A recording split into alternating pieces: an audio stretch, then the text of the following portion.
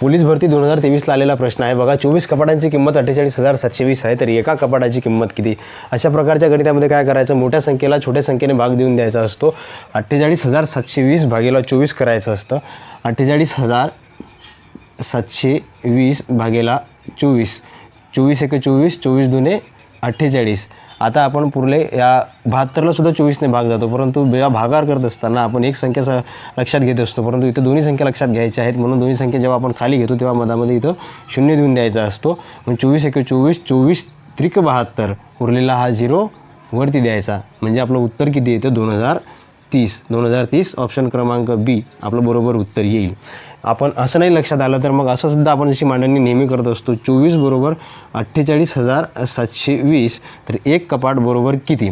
अशी मांडणी केलं तरीसुद्धा याची मांडणी अशीच येणार आहे आणि त्याचं उत्तर हेच येणार आहे.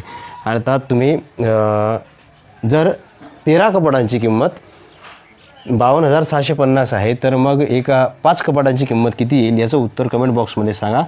13 बरोबर 52,650, तर 5 कपाटांची किंमत किती? कमेंट बॉक्समध्ये सांगा याचं उत्तर.